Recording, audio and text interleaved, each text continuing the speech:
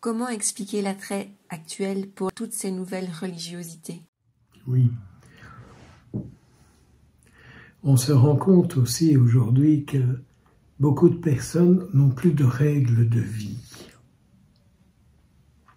Je m'explique.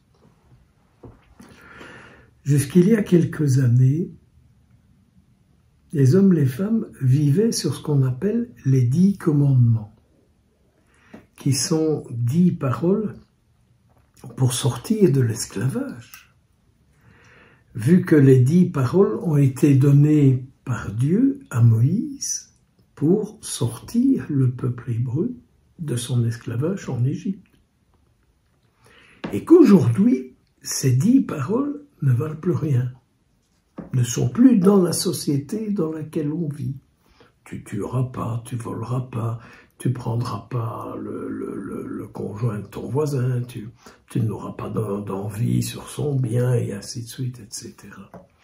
Et donc aujourd'hui, en fait, plus rien n'est mal, mais tout fait souffrir et beaucoup de choses font souffrir les gens.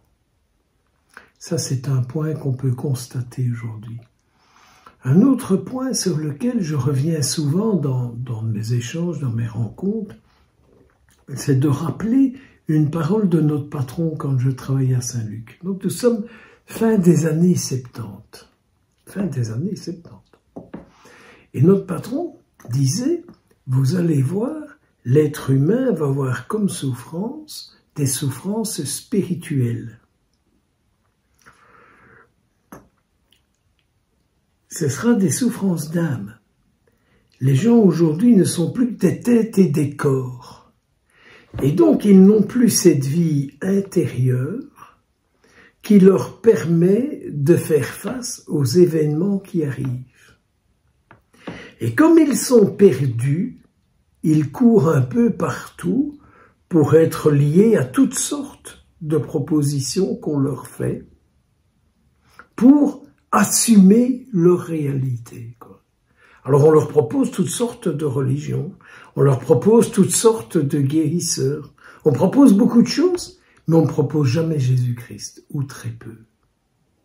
Parce que Jésus-Christ est vu comme une règle de morale, et Jésus-Christ n'est pas vu comme un sauveur. On a l'impression que Jésus-Christ est celui qui vient dire « tu peux, tu ne peux pas, tu dois, il faut ». Or, Jésus dit, je viens pour te sauver, je viens pour que tu aies la vie. Je ne viens pas pour vous juger, je ne viens pas pour vous condamner, je viens pour que vous ayez la vie. Et je me rends compte que la difficulté de beaucoup de prêtres, que ce soit en paroisse ou ailleurs, c'est arriver à rendre Jésus présent, rendre Jésus vivant dans la vie des hommes et des femmes d'aujourd'hui. Et donc, du coup, comme on ne parvient pas à faire ça, et que peut-être un peu les chrétiens y pensent trop peu, ils pourraient y penser un peu plus, de rendre Jésus vivant par leur vie. Comme les gens ne rencontrent très peu d'hommes, de femmes, de religieux ou prêtres, ou religieuses, qui leur permettent de faire une rencontre avec Jésus vivant, eh bien, ils vont chercher d'autres dieux, quoi. Alors, qui payent parfois bien cher, qui s'engagent parfois bien fort. Alors, c'est de la philosophie, c'est toutes sortes de choses. Ça peut passer par de la nourriture, ça peut passer par des purges, ça peut passer par beaucoup de choses, quoi. Ça va? Et Jésus-Christ est là. Et alors, à Noël, hein, les chrétiens chantent le Sauveur que le monde attend. Et après ça, on fait une guindaille, quoi. Et on oublie de fêter celui qui vient prendre naissance dans notre vie pour que nous retrouvions notre identité d'enfants de Dieu voulu par lui. Alors je comprends que les gens courent partout parce que à travers nous, ils ont tellement de mal de voir, d'entendre, de découvrir Jésus présent, vivant et agissant. C'est toute la question que développe Thérèse d'Avila, l'habitant de votre âme, qui est-ce? Alors je pense souvent à notre patron qui nous disait, ils vont avoir des maladies spirituelles. Et moi je pense qu'aujourd'hui on est dans une société où la grande maladie, c'est la maladie de l'âme. Cette âme, c'est cet endroit particulier de notre être, à partir duquel le Christ en nous est là pour que nous puissions assumer le quotidien de nos vies, d'instant en instant. Donc remettre le Christ, déblayer une âme, enlever tous les faux dieux, le Dieu de la réussite ou d'autres dieux. Tous ceux qu'on nous propose, qu'on peut trouver sur Internet et ailleurs, quoi. Et qui sont toujours des dieux très chers. C'est très drôle, ce qu'on paye cher a beaucoup de valeur. Et ce qui s'offre dans l'humilité, ça vaut pas grand-chose pour beaucoup de gens, quoi.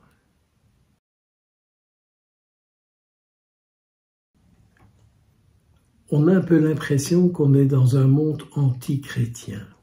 Moi, je suis pas si sûr que ça. Je pense qu'il faut arriver, ne me frappez pas, à retrouver la place du Christ. Et qu'aujourd'hui, les gens confondent l'institution, qui a sa valeur, qui a sa raison d'être, et la personne du Christ. Et je rencontre beaucoup de gens qui ont des difficultés avec l'institution. Et donc l'institution, c'est les hommes et les femmes hein, qui en font partie et qui la peuplent, avec la personne même du Christ, et qui sont bloqués dans l'institution, et du coup qui ne rencontrent pas le Christ. Moi, j'ai toujours très peur d'être un obstacle à la rencontre du Christ. Il y a cette parole très forte, hein, je ne sais pas d'où elle me vient, mais que personne ne s'éloigne de Jésus de ma faute.